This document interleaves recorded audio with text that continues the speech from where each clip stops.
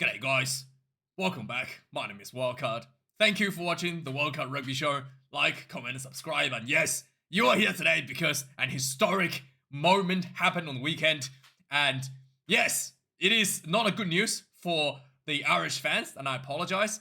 And yes, it is a fact that Munster has overtaken Gareth Southgate to become the losingest team, losingest group of people when it comes to penalty shootouts, okay? And last time, I'm pretty sure Munster was against Toulouse in the Champions Cup final, where they lost a couple of years ago. And again, this weekend against the Sharks in the quarterfinal URC, they lost the penalty shootout to the Sharks. And everybody's blaming, wrongly, okay, to Hendrikse doing the wink.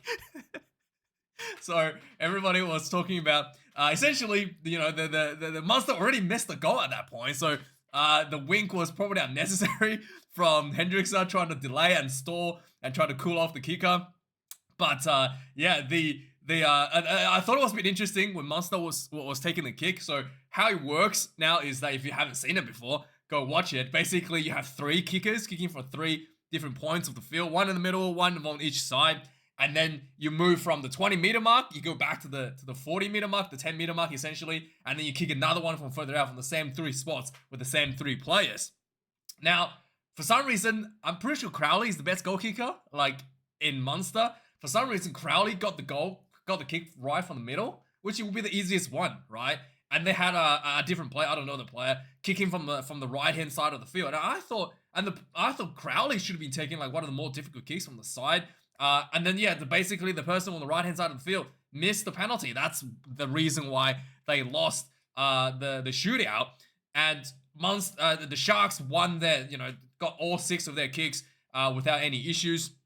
So it is a bit interesting to me in that decision-making. But Crowley's goal kicks look really bad. I don't know if it was the pressure that's actually getting to him.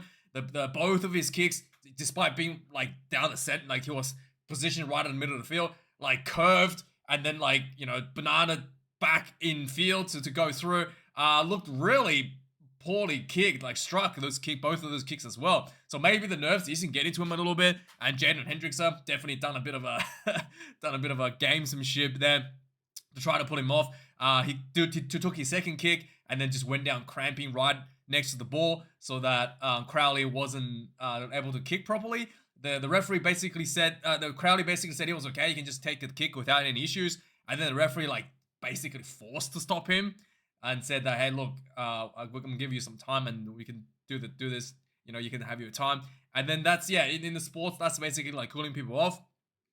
Crowley's, have to now stand there and, go through his mind about the kick. And then, that's the idea. Like if you start overthinking about the kick and then you might actually miss. So that's the whole point of doing this thing. And add it all up, Hendrikse was on the ground and he gave Crowley a wink and everybody think that he's, doing it on purpose. This has led to a lot of trashing of Hendrikse. I mean, Hendrikse, he's going to take over Faf de Klerk as the next Springboks number 9, potentially. He's going to have to learn some of these stuff from the greats, right? I mean, you kind of expect that out of the future Springboks starting 9. And, it is, I think it's not necessary to do this sort of stuff. I do agree that it's really a bit unsportsmanlike, but, it's people will say that he did have a cramp. It's hard to say. Rassi sent out this photo. It did look like a cramp. First of all, that's a massive calf, but that does actually look like he's cramped up quite badly. And, yeah, it is, it is a bit of, I think ultimately the missed kick was not from Crowley. And I think ultimately that for Crowley's sake, if he wants to become the next Ireland starting 10 ahead of Prendergast, he really shouldn't let these things get to him. If you think back to the great number 9s, like Dan Carter, I was going to Johnny Sexton, but he has a bit of a temper himself. Johnny Sexton would probably dragged Hendrikse off the field himself. But I was thinking, if you think about someone like Dan Carter, do you ever see Dan Carter lose his composure ever, really? No, not really, right? Like, nothing really gets to him. He'll just do it. He just follows the process mentally and physically, get himself to perform at his best at all times, and that's the difference, right? You don't let these things get to you, and this is a test for Crowley, and I think that it's something that he can. It's actually a good thing for Crowley that he can actually look back and say, hey, I didn't really handle that the best way possible for my performance, and he could probably go back and learn something from this as well for himself. So look at the positives. That's where I like to look at, but I agree, it is a bit of a gamesmanship that shouldn't be allowed for Hendrikse in that sense. He could have limped off a bit further before going down. If you really, if you instead of I know even if he's cramping, he should have limped off a bit further and not disrupt the kick and for the opposition. And so yeah, that leads to the semi-finals being settled for the URC. Leinster versus Glasgow Warriors, Bulls versus the Sharks.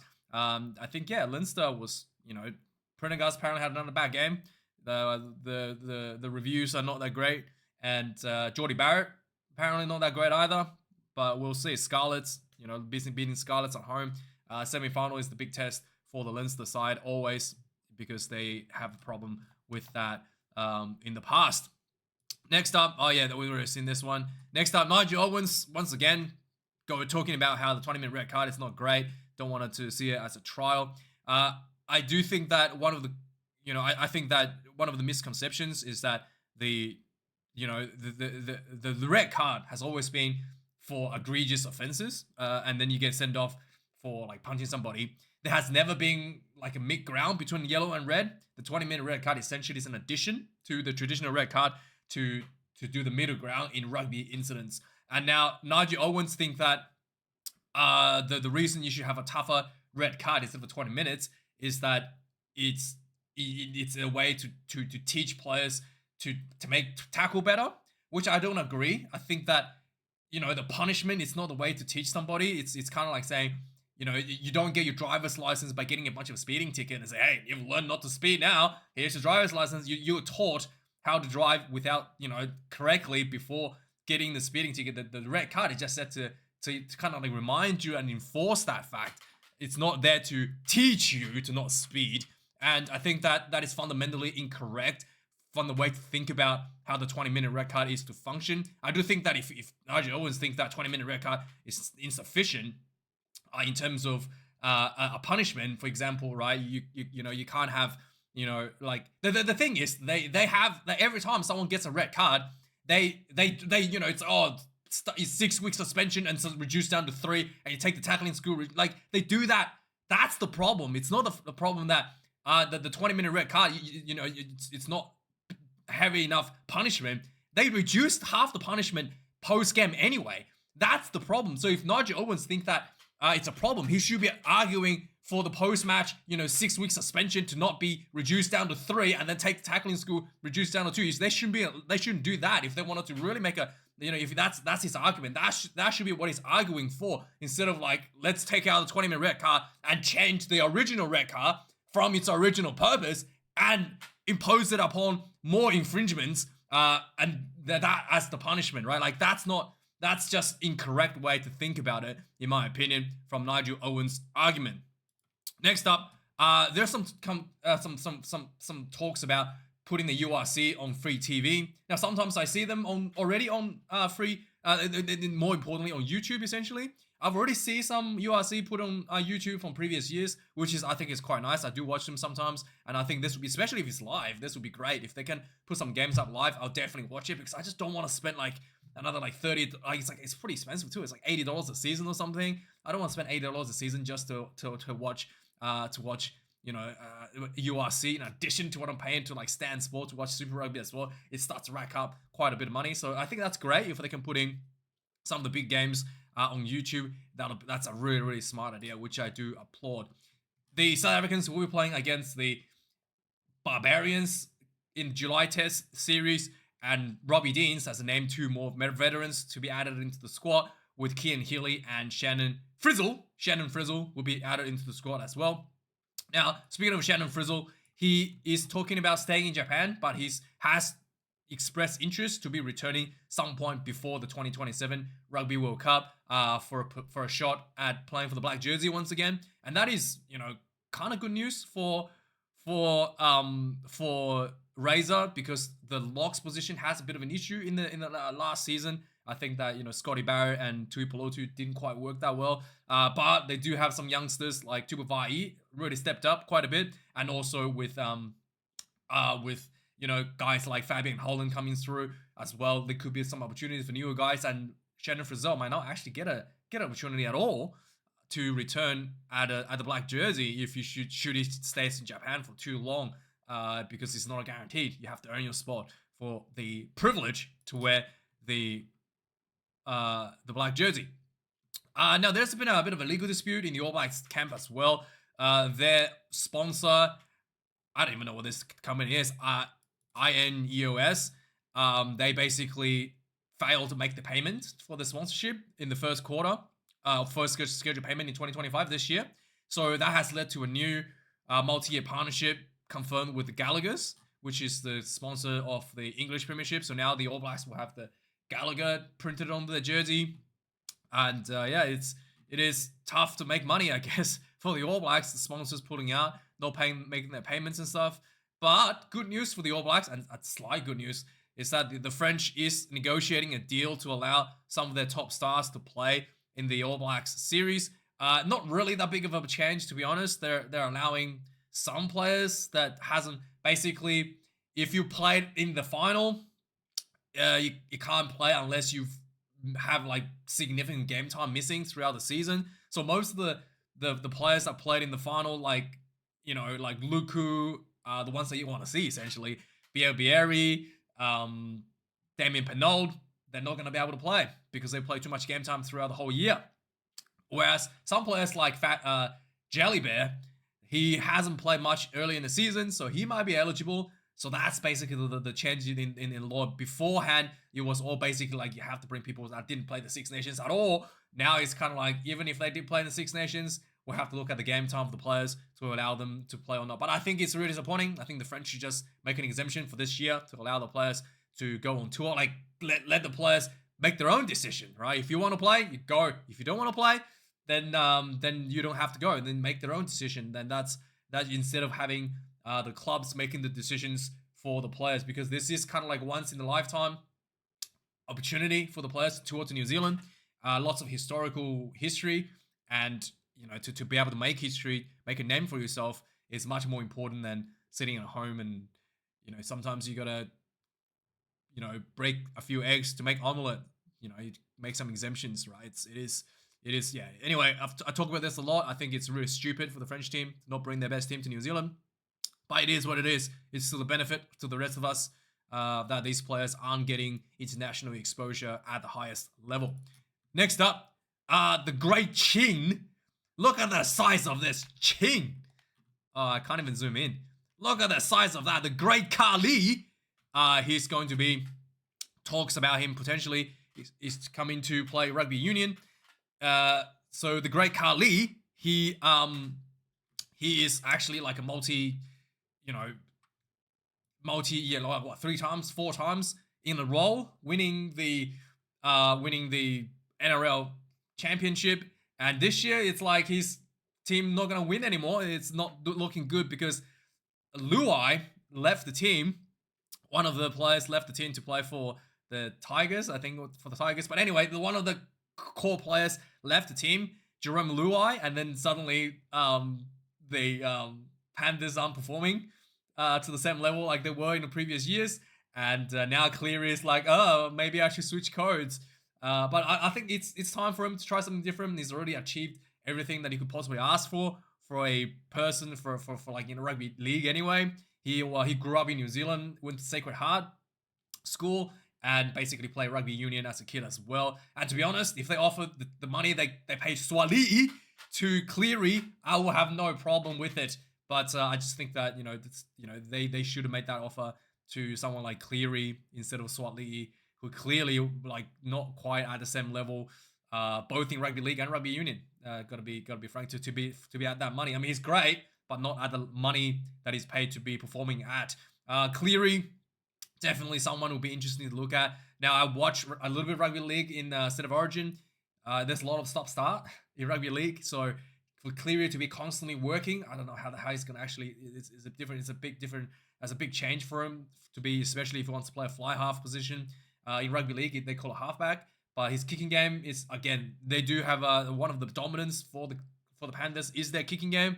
The kicking game is more dynamic in rugby union as well. So not quite a switch, I think, will be that easy for him, but he definitely has the talent, and he'll get some get used to. And yeah, I really wish that they offered him the money. I don't know if Rugby Australia's got the money to offer him to be a sustainable business to play rugby union, but this will be actually a great pickup for Rugby Australia. Next up, Super Rugby. Super Rugby, the season, it's here. So the finals, this is the table. Chiefs at number 1. Brumbies didn't quite get number 2 position, losing to the Crusaders. Hurricanes number 4, Reds number 5, and Blues snuck up to number 6. And Moana Pacifica was clinging on to number 6 spot, couldn't quite get there. The legacy New Zealand teams really ramped up in their pursuit to the finals and got themselves,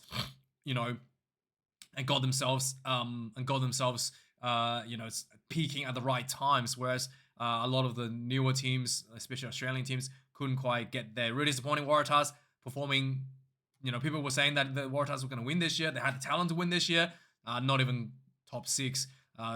It's really, really disappointing. The quarterfinals, because quarterfinals, they call it quarterfinals, but this is kind of like the wildcard round actually. Crusaders versus Reds, Brumbies, Hurricanes, and Blues versus the Chiefs, and then I think how does it work actually? The winner, I think how does it work? I thought it was just like the top 2 teams goes to the semis straight away, but I actually don't know how this works. Someone explain to me how this works. It's like, what, if Chiefs loses the Blues, does they get another shot anyway? Is that just like how it works? If they lose, they get a second bite at it? It doesn't really make sense to me, but I thought it was just these 2 teams would play, and then the top 2 teams would have a break. But obviously, that's not the case. I think the top team after this round will get a break next week, I think, and then the two teams that didn't make it will have another round in the semi. So yeah, so I think the winner, if you're the top team out of this, goes straight to the final. I actually don't know. A bit weird. Anyway, moving on. So yeah, for this weekend, we've got the Crusaders lining up. Will Jordan, the big return for the Crusaders, had a bit of injury for a couple of weeks. Quinton Tupaia has been ruled out. It was looking pretty bad, like he had a leg injury, but he's okay. He just had a knock on his head and an eye injury on the weekend, so he will be fine. But he will not be played this weekend. We've got Asafa Aumua being announced in the team. He's returning to the Hurricanes in the starting hooker position.